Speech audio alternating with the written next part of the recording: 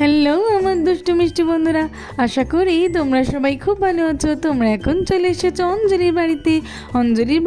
অঞ্জলি তো বসে আছে, আর ওদিকে গুঞ্জা ঈশা রাখিকে খাইয়ে দিচ্ছে। তো চলো দেখে নিই আজকের কি হয়। রান্নার জিনিসপত্র তো অনেক কিছুই শেষ হয়ে গেছে। আজকের তো রাখির বাবা তাড়াতাড়ি জমিতে চলে গেল। কি করি এখন, আমাকেই তো বাজারে যেতে হবে দেখছি। চলো ব্যাগটা নিয়ে নিই, বাজারটা করে আবার বাড়িতে এসে চটপট রান্না করতে হবে। রাখির বাবা জমি থেকে এসে তো খাবে। চলো যাই, তাড়াতাড়ি বাজারটা সেরে আসি। আর একটু বোনকে বলে যাই দেখি। এই বোন, এই তুই তাহলে বাচ্চাদেরকে খাইয়ে দিচ্ছিস? আচ্ছা ঠিক আছে। বাড়িতে না রান্নার জিনিসপত্র অনেক কিছুই শেষ হয়েছে, আমাকে তাই কিনতে যেতে হবে। ওদিকে রাখির বাবা তো জমি থেকে কাঠ কেটে আনতে গেছে, এসে আবার রান্না বসাতে হবে। তুই বাচ্চাদেরকে দেখিস তাহলে। আর শোন, ভগবতীর খিদে পেয়ে গেলে একটু চারা দিয়ে দিস। হ্যাঁ রে দিদি, ঠিক আছে, তুই চিন্তা করিস না, আমি দিয়ে দেবো, তুই সাবধানে যা, কেমন?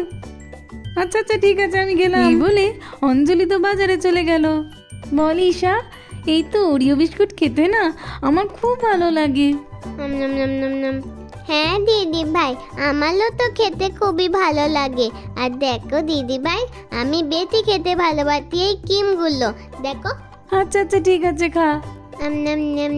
আজকে আমার অনেক কাজ আছে, তোমরা পেট ভরে খেয়ে নাও তো দেখি। মিমি, আমার আর ঈশার তো খাওয়া হয়ে গেছে, এইবারে আমরা দুজন একটু খেলা করতে যাই। হ্যাঁ যাও খেলা করে এসো, আমি আমার হাতের কাজগুলো সেরে নিই। কিন্তু দিদি ভাই, তুমি কি খেলবে সেটা ঠিক করলে তো? হ্যাঁ, আমরা তো দুজন ধরাধরি খেলবো। দিদি ভাই না, তুমি তাহলে আমাকে ধরো। হ্যাঁ, আমি তো তোকে ধরেই ফেলবো, দেখি না তুমি তো আমাকে ধরতেই পারতো না। আমি তো পারলাম, এই তো ওলে বাবা লে দিদি ভাই, তোমার তাপে তো আমি পাগল বাঁধা হয়ে গেলাম। কি বলিস না ঈশা, ওঠ চল, আমাকে ধরে দেখাই। আমি সত্যি পাগল বাঁধা হয়ে গেছি। চলো তো, আমি এবার তোমার ধরবো। এই না, ও পড়ে গেলাম। ঈশা, এইখানে তো একদমই খেলা যাবে না, মা খুবই বকবে কিছু একটা পাত্র ভেঙে গেলে। চল, আমরা তার থেকে বরঞ্চ মাঠে গিয়ে খেলা করি। হ্যাঁ দিদি ভাই, তুমি ঠিক বলে তো, আলো বড় জায়গা পাবো। চল দিদি ভাই চলো। তাড়াতাড়ি যাই বাবা, বাড়িতে তো ময়দা নেই। মা তো বললো রুটি করার জন্য অঞ্জলি আন্টির কাছ থেকে একটু ময়দা চেয়ে আনতে। আন্টির কাছ থেকে ময়দাটা নিয়ে গিয়েই মাকে তাড়াতাড়ি দিতে হবে, নইলে তো মা বসে আছে। ঠিক আছে, অঞ্জলি আন্টি, ও আন্টি দেখেছো, আন্টি তো শুনতেই পাচ্ছে না। পাত্রটা আমি এখানে রাখি, দেখি।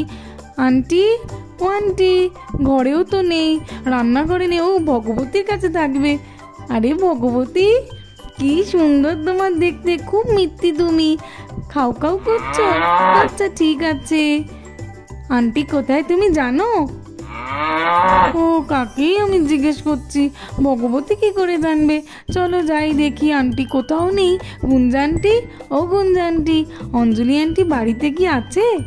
না রিঙ্কি, দিদি তো বাড়িতে নেই, দিদি একটু বাজার গেছে, রান্নার জিনিসপত্র পুড়িয়েছে তো ওটাই কেনাকাটা করতে। কি হয়েছে তোমার, তুমি আমাকে বলো। আসলে আন্টি, আমার তো একটু ময়দা লাগবে। ও আচ্ছা ময়দা লাগবে, ঠিক আছে, তুমি রান্নাঘর থেকে গিয়ে নিয়ে নাও, ওই তো পাত্রের মধ্যে রাখা আছে, দেখবে পেয়ে যাবে। আচ্ছা আন্টি ঠিক আছে। হ্যাঁ যাও। আসলে রিঙ্কি, ভগবতীর ঘাস শেষ হয়ে গেছে, ওকে তো ঘাস দিতে বলে গিয়েছে দিদি, ওই জন্য ওকে তো ঘাস দিতে যাবো আমি, তাই তোমাকে দিতে যেতে পারলাম না। তুমি গিয়ে একটু নিয়ে নাও, ঠিক খুঁজে পেয়ে যাবে, কেমন?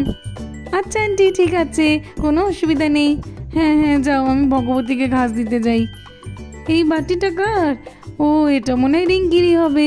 চলো ওকে বাটিটা দিয়ে আসি। রিঙ্কি, এই বাটিটা কি তোমার? হ্যাঁ আন্টি, এটা তো আমারই।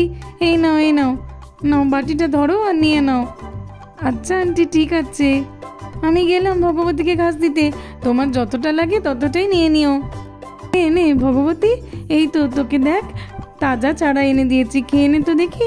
দিদি তো বাজারে গেছে, খা। লা লা লা লা লা লা লা লা লা লা, কি সুন্দর খাচ্ছে দেখো ভগবতী, খেয়ে নে ভগবতী, খা। চলো খুঁজে দেখি, এইখানে তো দেখতে পাচ্ছি না, নিচের তাকে তো নেই। এই তো এইখানে কত কি ঢাকা দেওয়া আছে, দেখি এতে কি আছে। না, এতেও তো পাচ্ছি না, কোথায় যে আন্টি রেখেছে খুঁজেই পাচ্ছি না। কি করে যে এবার পাবো ময়দাটা? চলো এই তো পাশেরটা দেখি, না এটাতেও তো পাচ্ছি না। আমি বরঞ্চ এবারে ওপরের তাকে দেখি কি কি রাখা আছে।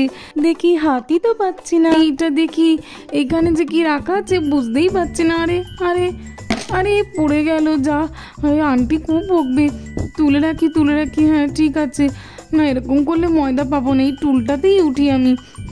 এখানে তো উঠে পড়েছি, এইবারেই ঠিক পেয়ে যাব। দেখি এখানে এই কৌটোটার মধ্যে যদি রাখে আন্টি, চলো দেখি। আরে আরে এ বাবা, সব তো গায়ে পড়ে গেল। কি হবে এবারে? সব ময়দা তো গায়ে পড়ে গেল। আমি তো পুরো ময়দা বোধ হয়ে যাচ্ছি। কি করি এখন কিছুই বুঝতে পারছি না। বাড়িতে গেলে মা বকবে, এখানে থাকলে আন্টি বকবে। কি হয়ে গেছে, রান্নাঘরের মেঝেটা পুরো একদম ময়দা পড়ে নোংরা হয়ে গেছে। চলো আমি এখন টুলটা থেকে নেমে পড়ি। কি করে যে পরিষ্কার করব কিছুই তো বুঝতে পারছি না। দেখি পরিষ্কার করে দিই। আন্টি তো কোথায় ঝাঁটা রাখে সেটাও জানি না, তাহলে তো একটু ঝাঁট দিয়ে দিতে পারতাম। না, হাত দিয়েই পরিষ্কার করি। আরে এখন তো অনেক সময় লেগে যাবে, আন্টি তো চলে এসে দেখে ফেলবে যে আমি এগুলো সব নোংরা করেছি।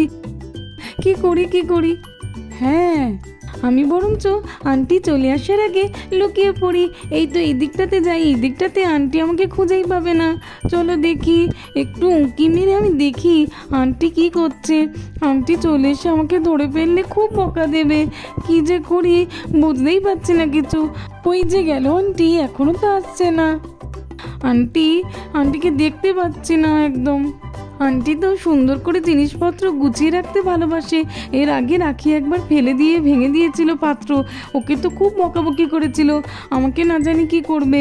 বাবা এখানে বেশিক্ষণ থাকলে চলবে না, আমি বরঞ্চ বাড়িতে পালাই, নাহলে তো আন্টি আমাকে খুব বকা দেবে। যাই আমি দেখি আন্টি কোথায়। দেখে আর আমি বাড়ির দিকে পালাবো। না আন্টি তো আসছে না এখন। ঠিক আছে চলো, আমি তাহলে এক ছুটে বাড়ি চলে যাব। পালাই বাবা, এখান থেকে জোরে পালাই। অঞ্জলি কই গেলে গো? দেখো আমি কত শুকনো কাঠ কেটে এনেছি, বলছিলে না কাঠ পুড়িয়ে গেছে। কি হলো অঞ্জলি? আরে এসব অবস্থা কে করেছে? আমি তো একদমই বুঝতে পারছি না। অঞ্জলি কেউ দেখতে পাচ্ছি না। অঞ্জলি, আমি বরঞ্চ কাঠগুলো রান্না করে রাখি, তারপরে দেখছি। গুঞ্জা, হ্যাঁ জামাইবাবু কি হয়েছে? আমি তো ভগবতীকে একটু ঘাস খেতে দিচ্ছিলাম। বলছি তোমার দিদি কোথায়? দিদি তো বাজারে গেছে কিছু কেনাকাটা করতে। ও আচ্ছা, তা বলছি রান্নাঘরের এমন অবস্থা কে করেছে? কেন জামাইবাবু কি হয়েছে? আরে এই চলো দেখো, এই দেখো কি অবস্থা, দেখতে পাচ্ছ তো কি হয়েছে? বাবা এ কি অবস্থা রান্নাঘরে? দিদি তো দেখলে খুবই রেগে যাবে। কি করে হলো এমন, আমি তো বুঝতেই পারছি না। ময়দার কৌটোটা তো অনেক ওপরেই ছিল, বিড়াল টিড়াল করেছে কিনা কে জানে। ও হ্যাঁ, দাঁড়াও জামাইবাবু, রাখি আর ঈশা করতে পারে এই কাজ। দেখছি আমি, দাঁড়াও। রাখি, ঈশা লুকিয়ে আছো ঘরের মধ্যে, বেরিয়ে এসো বলছি, বেরিয়ে এসো। তোমাদের কিন্তু আজকের আর ছাড় দেওয়া হবে না, একদম খুব মারা হবে তোমাদেরকে। বেরিয়ে এসো। ও জামাইবাবু, আমি তো রাখি আর ঈশাকে কোথাও দেখতে পেলাম না, ওরা তো নেই ঘরের মধ্যে। তার মানে তো ওরা এখনো আসেনি, ওরা তো খেলতে গেছে। আমি তো ভাবছিলাম যে ওরা মনে হয় সেইটা ফেলে আর লুকিয়ে পড়েছে। এই বোন, এই দেখ বাজার থেকে আমি তোর জন্য পছন্দের শাকসবজি নিয়ে এসেছি, আজকে আমি তোকে রেঁধে খাওয়াবো। ও রাখির বাবা, তুমি জমি থেকে কাঠ কেটে চলে এসেছো? আচ্ছা ঠিক আছে, আমি চটপট করে রান্না করে দিচ্ছি। বোন তুই এরকম চিন্তা করছিস কেন? কি হয়েছে তোর এরকম করে চিন্তা করছিস? এই দিদি, তুই রান্নাঘরের দিকে কি দেখেছিস?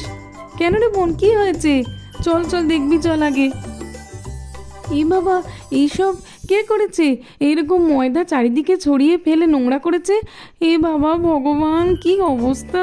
এই সব কিছু আমাকে আবার পরিষ্কার করতে হবে। কি হলো বোন, বলবি তো এগুলো কে করেছে? কি করে যে এগুলো পরিষ্কার করবো আমি তো কিছুই বুঝতে পারছি না। রিঙ্কিকে কেমন ভূত লাগছিল বলিসা? হ্যাঁ দিদি ভাই, আমাকেও তো ভূত করে দিচ্ছি। ও মা, তোমরা এমন করে কেন বসে আছো? রাখি, ঈশা, তার মানে এই ময়দাগুলো তোমরাই ছড়িয়ে নোংরা করেছো না? তোমরা জানো না যে আমি রান্নাঘরের জিনিসে হাত দিয়ে একদম পছন্দ করি না? আরে মা, তুমি কি বলছো? আমরা তো কিছুই করিনি, আমরা তো খেলছিলাম। তোমরা করনি, তাহলে কে করেছে? হ্যাঁ, ঈশার গায়েই তো ময়দা লেগে আছে। আরে আন্টি, আসলে রিঙ্কি দিদি তো ময়দা মেখে ভূত হয়ে যাচ্ছিল, আর যেতে রাস্তায় রিঙ্কি দিদির সঙ্গে আমার খুব জোরে একটা ধাক্কা লাগলো। তখনই তো দেখলাম রিঙ্কি দিদি ময়দা মেখে ভূত হয়ে ধুতে পালাতে। বলো দিদি ভাই। হ্যাঁ হ্যাঁ মা, ঈশা তো ঠিকই বলেছে, রিঙ্কি তো ময়দা মেখে ভূত হয়েছিল, আমিও তো দেখলাম। রাখি, ঈশা তোমরা ঠিক কথা বলেছে একদম, রিঙ্কি তো ময়দা চাইতে এসেছিল, ওই মনে হয় এইরকমভাবে ময়দাটা ফেলে গেছে। ও আচ্ছা, ও তো খুব বাচ্চা মেয়ে, ও তাই ভয়েই চলে গেছে। ও ভেবেছে ময়দা ফেলার জন্য ওকে মনে হয় আমরা খুবই বকা দেবো, নাহলে তো বলেই যেত। দেখেছো? তাহলে আমি কি একাই এগুলো পরিষ্কার করবো, নাকি তোমরা এসে একটু হাত লাগাবে? হ্যাঁ হ্যাঁ জামাইবাবু, আমি যাচ্ছি। হ্যাঁ হ্যাঁ, আমি আর বোন সব পরিষ্কার করে নিচ্ছি, তোমাকে কিছু করতে হবে না। তো বন্ধুরা, আজকের মতো এই পর্যন্ত। ভালো লাগলে আর এরকম আরও গল্প পেতে হলে চ্যানেলটাকে সাবস্ক্রাইব করবে।